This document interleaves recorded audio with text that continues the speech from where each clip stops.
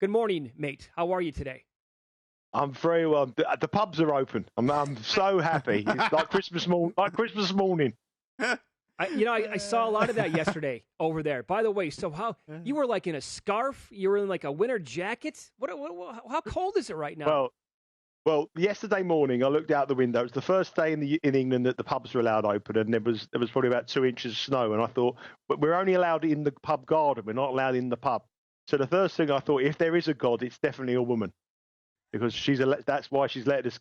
We're allowed back in the pub, and the snow's coming down. We're all sitting in the garden freezing. We weren't allowed. They're not allowed indoors yet, not for another 6 weeks. Did your wife like the magazine rack? She loves it. She thinks it's absolutely one of the most thoughtful present she's ever had. She's very nice.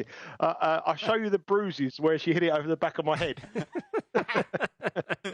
Great tweet. There you go. Wife's birthday tomorrow. Leaving jewelry and beauty magazines all over the house to drop hints. So I bought her a magazine rack. Yeah. Very good. We've been talking about you all morning, or for much of the morning.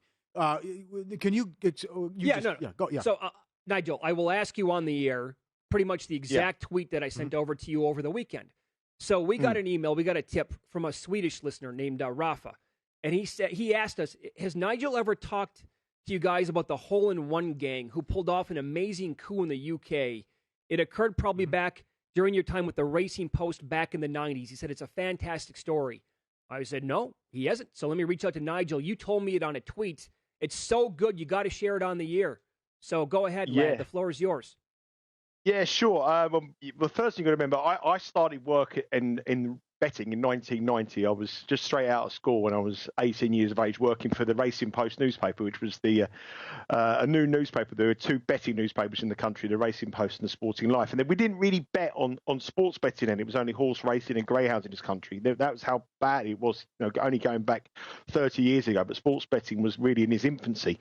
And nobody really understood the odds. Nobody had any idea of what a price should be on a golf tournament or a tennis tournament. And there was so much value to be had.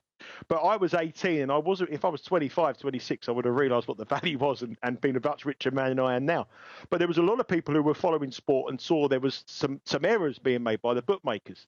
And one of them was these two guys. They both worked in the betting industry. I can't remember their names now, but so they were in their 30s, and they followed golf. And they realised that there was a lot more hole-in-ones on golf tournaments than what the bookmakers realised, because there was no Sky Television, there was no 24-hour sports streaming in those days. The coverage of a golf tournament was 2 hours on the final round in this country. It was really limited. And there was nothing in the papers, unless it was Seve Ballesteros, Nick Faldo, Greg Norman getting the hole-in-one. Nobody knew that the world number 87 got a hole-in-one. So they knew there was a problem. So they tried it out, and they worked out mathematically that the price of a hole-in-one was probably even money. But it used to come through on a fax. When I was at the Racing Post, the fax machine used to come through, and it had all the scores. So the 4-round scores on an old bit of fax paper. And at the bottom of the paper, it would say hole-in-one, and there'd be 4 people in that tournament that had a hole-in-one. It was never any publicity about it. So these two guys realised there was some potential. But what they did is they looked at bookmakers in this country, not the big chains, because they knew that they would probably have more of an idea of what price a hole-in-one would be. So they went to the lower level bookmakers. There was 2,000 independent bookmakers in this country at the time. So like a guy and his son who run a shop in a small village. And the Yellow Pages was a big book that had all bookmakers' addresses, and they pulled all the pages out of the bookmakers' addresses and drove all the way up around the country, going to these independent bookmakers and just saying, what price would you give us for a hole-in-one? Because it wasn't on the telly, they were being quoted 10 to 1, 12 to 1, 14 to 1, 16 to 1, up to sometimes 25 to 1, 50 to 1 in some cases, when the true odds were even money. And what they did is they worked out that the highest stake that these bookmakers would pay out would be £25,000. That was the maximum. But they knew they couldn't go under they had to go under the radar. Now, infrastructure, you can call up one bookmaker telling them. In those days, it wouldn't happen. And they were just randomly going around having £20, £30, £40 on holes-in-ones in these events. And they would probably place 30 or 40 wagers up and down the country at massive, massive odds. Well, they come in, then they did doubles, trebles, American Tour events, European Tour events, and then they specifically worked out on the par threes. So they were getting something like 20 to 1 for 10 to 1 for a hole-in-one.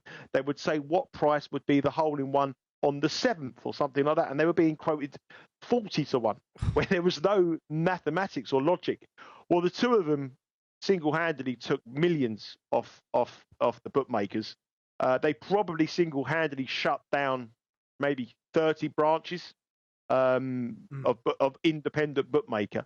And there was a book about them, and I spent the pleasure with them one afternoon at Wentworth at the PGA Tour Championship, and they were just sitting in a cocktail. This is towards the end of when they had done so well, and it was hard. You know, the odds instead of 5-1 or 10-1 to get a hole in one, they were being quoted plus 250 when really it should be 175, but they were still betting it, and they were just sitting in this bar, drinking champagne and just waiting for the hole in one to come. But they were at the venue. They were there for 4 days. They used to go and watch golf. But that's what they did. They found this glitch and played huge odds on a market that not anybody had any idea how to price up, because there was no media coverage of it, and they made millions and millions of pounds on it. Wow. So then the independent books would obviously, they would pay out, and then he would go out of business. Yeah, well, a lot of them couldn't pay out, and they had to go to tribunals, and a lot of they probably would have made 5 times more the amount than they actually did if they got the full pays out, because a lot of these bookmakers didn't have the money. But now in the UK, there is hardly any independent bookmakers anymore. They're all big chains, all the big chains that bought them up. But in the 1990s, in your local high street, you would have a big William Hills or a Ladbrokes, but then you would have like Jennings and Son or Bob and Colin at the end of the road. Very much like that, and they didn't have the pricing capability. You know, they were just local lads who would take the bets off the old fellas who walked in every week on the horses. Then $1, $5 bets. But when these guys come in, they were saying, "What price a hole in one?" Oh, with what price? And they asked his son, "What price a hole in one?" 10-1, Dad. Yeah, 10-1. Go on, we'll give you 100 quid at 10-1. And then they lost 1,000. And then when they laid the cross doubles and various big parlays, that's when a lot of them all went out of business.